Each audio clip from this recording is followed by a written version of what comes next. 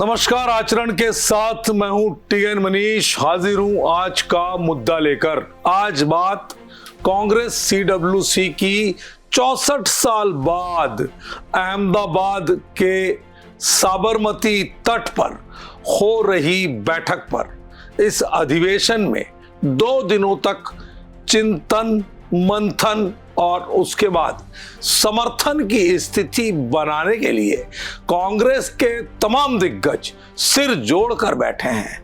तो आज बड़ा मुद्दा कि आखिर क्या होगा कांग्रेस का नया रोड मैप, कैसे चलेगी कांग्रेस की सियासत, क्या कांग्रेस भर पाएगी बीजेपी के आगे हुंकार, कितना बदलेगा इस अधिवेशन के बाद कांग्रेस का सियासी भविष्य। तो शुरू करते हैं आज का मुद्दा। 64 साल बाद कांग्रेस पार्टी लौटी है अहमदाबाद के साबरमती तट पर। अहमदाबाद में चल रहा है कांग्रेस का 2 दिनी राष्ट्रीय अधिवेशन और कांग्रेस कार्य समिति की ऐतिहासिक बैठक।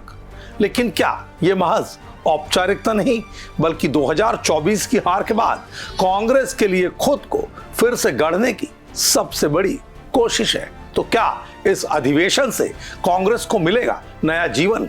क्या वक्फ संशोधन विधेयक और बिहार चुनाव की बिसात पर कांग्रेस खेल पाएगी कोई बड़ा सियासी दांव?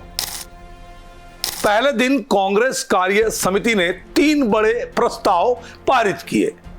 लोकतंत्र की रक्षा और संविधान बचाने का संकल्प, वक्फ संशोधन विधेयक पर सरकार की कड़ी आलोचना, बेरोजगारी, महंगाई और संघीय ढांचे पर भाजपा की नीति के विरोध में प्रस्ताव। इन प्रस्तावों में जनता से सीधा जुड़ाव, विपक्षी एकता और भाजपा के केंद्रीयकरण पर सीधा हमला करने की पूरी कोशिश थी।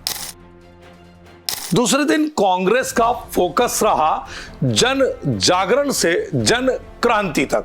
5 राज्यों में परिवर्तन यात्रा का ऐलान, युवा और सोशल मीडिया विंग को पहले से अधिक मजबूत करने की योजना, राज्यों में प्रांतीय सीडब्ल्यूसी इकाइयों का गठन, लोकसभा 2029 की तैयारी अभी से शुरू करने की अपील।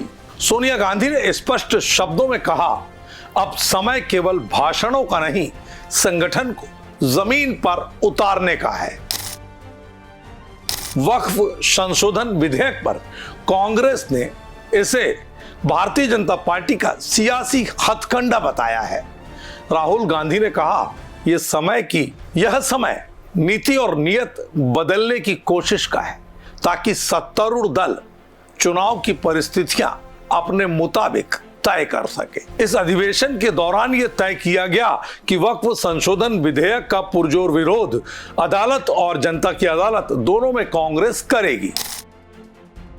वक्फ संशोधन विधेयक को बिहार चुनाव से पहले मुद्दा बनाकर कांग्रेस वहां संविधान और लोकतंत्र बचाव के नाम पर वोट मांगने की रणनीति बना रही है। यानी कांग्रेस अपनी तुष्टीकरण की नीति को नए तरीके से बिहार की जमीन पर उतारेगी। इसके जरिए कांग्रेस भाजपा पर चुनावी तानाशाही का आरोप तक लगा रही है। कांग्रेस नेताओं के तेजस्वी यादव के साथ मंच साझा करने के भी संकेत मिल रहे हैं।